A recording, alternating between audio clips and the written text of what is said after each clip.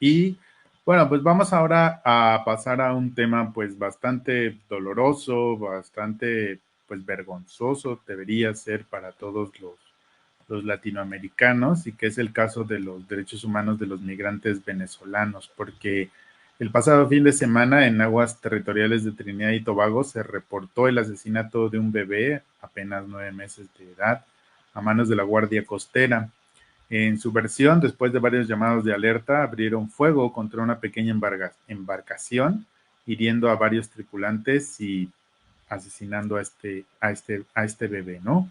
Pero ya en lo que va del 2022 se han registrado la muerte de al menos 4 niños migrantes venezolanos en distintos puntos del continente, lo cual pues revela la magnitud hemisférica de la crisis migratoria venezolana.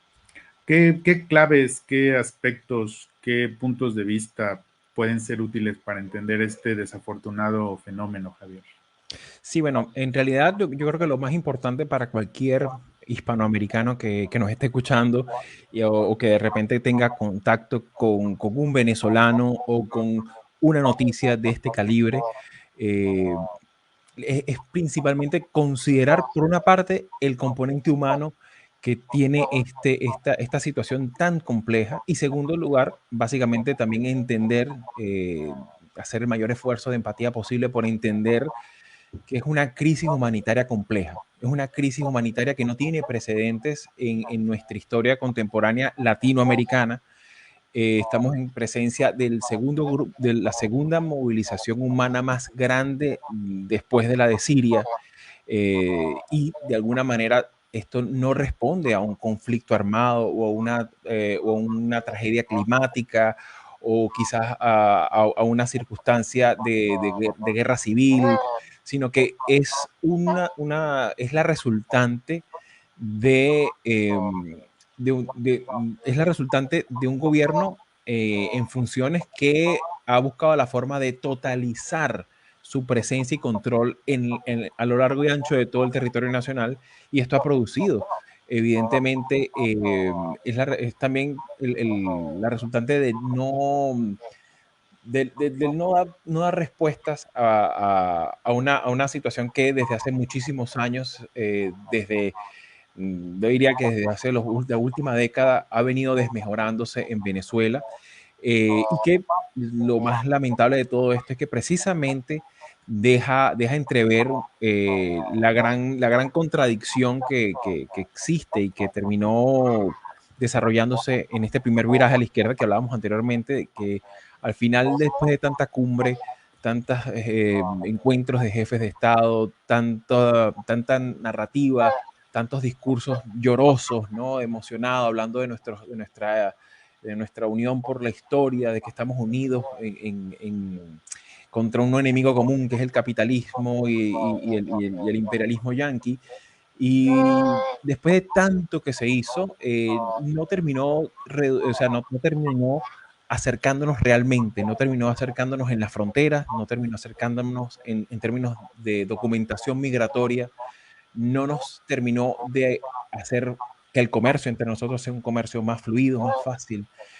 No son habituales las empresas de mexicanos abriendo operaciones en Argentina, así como tampoco son fáciles que una empresa textilera guatemalteca abra operaciones en Perú. O sea, la gran mascarada terminó siendo algo que se redujo como al orden estrictamente diplomático e ideológico. Pero no se tradujo en mejores puentes, en mejores carreteras, mejores puertos que mejoraran nuestro tráfico de personas, de mercancías y también nuestro tránsito de personas. Y precisamente esto ocurre en una zona donde el tránsito marítimo encuentra dos corrientes interoceánicas donde la navegación es altamente riesgosa. Esa zona del Golfo de Wiriam, bueno, es una zona donde lamentablemente esos dos estados venezolanos, que es el estado Sucre y el estado del Tamacuro, los dos estados, según la encuesta en COVID, que es, digamos, el estudio sobre pobreza en Venezuela más respetado y con más tradición a lo largo de los años, ha reportado en el caso de Sucre 95 y en el caso del Tamacuro 99% de pobreza crónica. O sea, donde la vida no es factible, ¿no? Y que lógicamente cuando la gente dice, bueno, pero ¿por qué no migraron por otra parte? Porque es como decir a veces sin mirar un mapa, no, bueno, pero ¿por qué no migraron a Canadá o por qué no migraron a algún otro país más amigable con los migrantes, ¿no? Pero el problema es que, claro, no hay las posibilidades para poder desplazarse a estos lugares, sino que están, digamos, son estados que están tirados al mar Caribe, ¿no? Eh, en términos de violaciones flagrantes a los derechos humanos y a las convenciones internacionales sobre migraciones, el caso de Trinidad y Tobago viene documentando casos de violaciones a los derechos humanos y a los derechos humanos de los migrantes desde el año 2018 al menos. Y esto no es el primer incidente, han habido otros incidentes.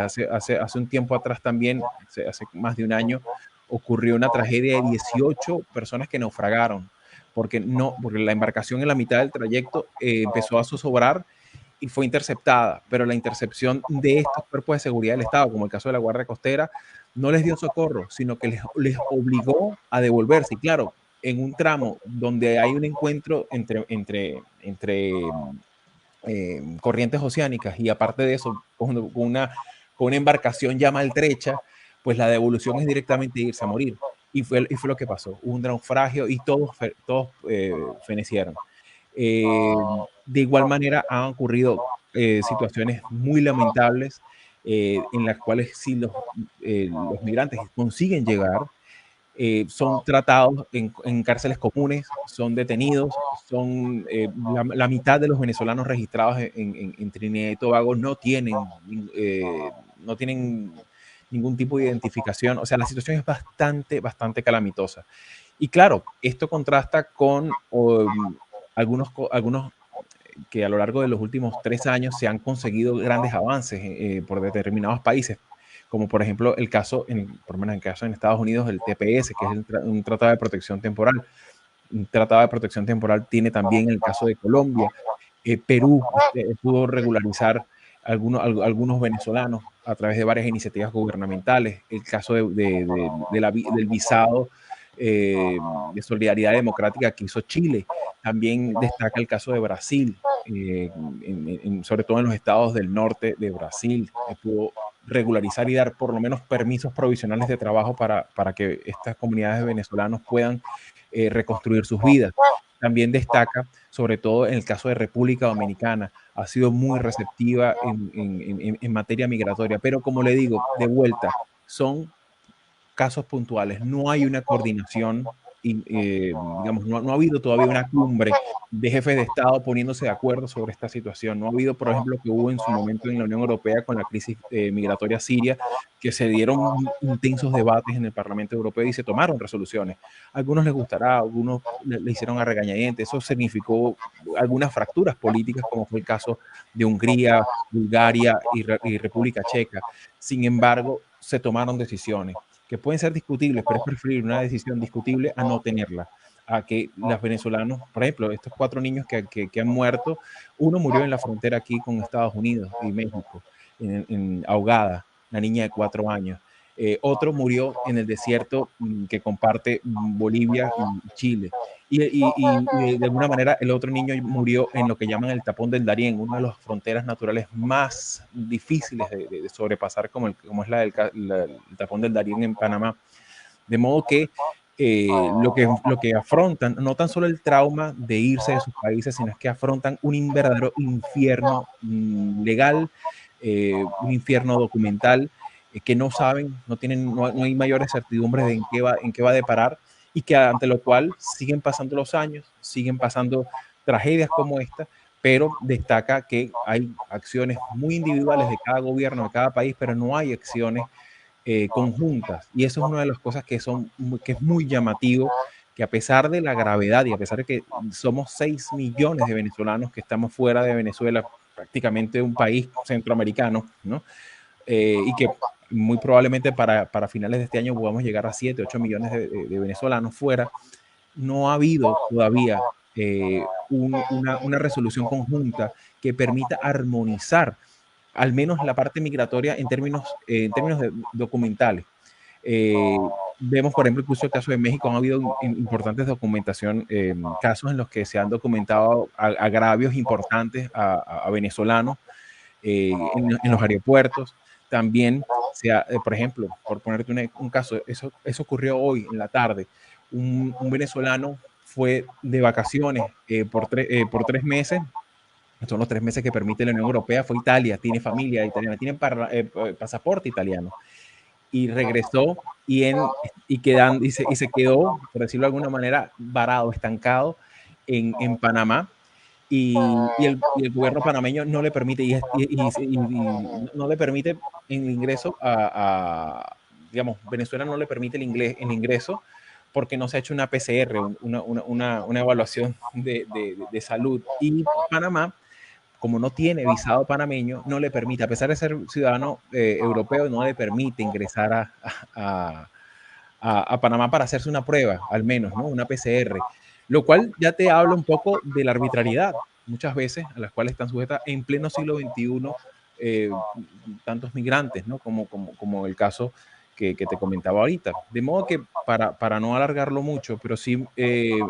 algo es algo que es muy llamativo, que la situación venezolana está siendo documentada desde el año 2017 con acusaciones que están siendo revisadas en materia por parte de la Alta Comisionada de Derechos Humanos de Naciones Unidas, documentando casos desde finales del 2016 y 2017 sobre violaciones de los derechos humanos y crímenes de lesa humanidad.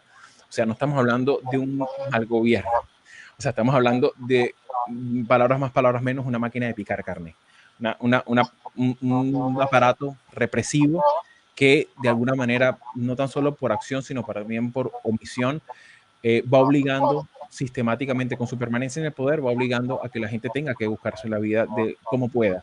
Y el caso del como pueda es precisamente la triste historia de este bebé de 9 meses que murió en los brazos de su madre, y iban a reencontrarse, iba a ser un reencuentro con su papá, porque su papá se había ido, él sí logró irse meses atrás a Trinidad, y iban a reencontrarse. Y bueno, lamentablemente, de una forma muy dolorosa, pues esta guardia costera utilizó armas de fuego, lo cual está prohibido por la ley. Y que precisamente es algo que es paradójico, porque esa zona también es una zona muy activa del narcotráfico, y que precisamente el narcotráfico, ahí sí no hay uso de armas de fuego ni uso desproporcional de la fuerza, ¿no? Pero bueno, esperemos que este tipo de situaciones generen impacto en la gente, en nuestros gobernantes, y sobre todo que se tomen medidas de forma coordinada, no de forma nada más individuales, porque al final del día eso no termina son como pañitos de agua caliente, pero no son resoluciones de largo aliento.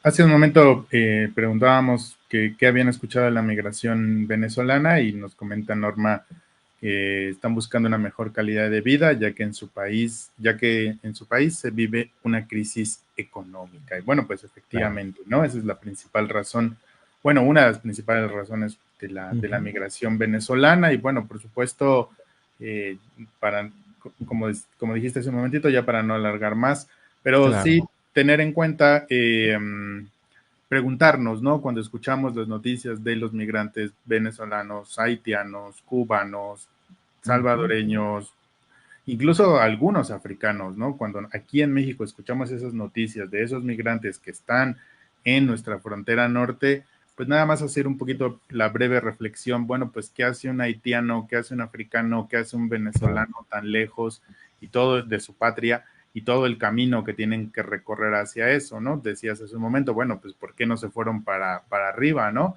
Pues es que salen por donde pueden, o sea, tan mal está la cosa Exactamente. que salen por donde pueden, pues claramente saben dónde está Estados Unidos, pero si tienen que bajar a Chile, a Argentina para poder salir del país, Claro, pues es por donde tienen que salir, ¿no? Entonces, no, claro. así Sí, de grave es la situación, salen por donde pueden. Si claro, fuera por ellos, pues no saldrían, o si fuera por ellos, total, se irían en avión a Disneylandia, pero no se puede, claro, no se puede, sí. O ¿no? sea, serían a algún otro país un poco más amigable con la inmigración, pero es un poco la realidad, y que claro, como bien comentas, pues es una situación bastante compleja, de largo aliento, que incluso hasta cuando uno revisa las causas, pues, o sea, no es algo que dependa de una sola circunstancia, ¿no? Es un tema que, bueno, también es la resultante de medidas socialistas a lo largo, sin contestación, sin control democrático durante 2 décadas, pues, y que buscó de alguna manera controlar todos los órdenes de la vida, pues, y claro, cuando este gran Estado cae en su capacidad de financiación de todo aquello, pues evidentemente no queda nada en pie, no quedan empresas, no queda tejido empresarial, no quedan opciones alternativas y autónomas para sostener la vida en Venezuela. Entonces, claro, es un poco el drama, ¿no?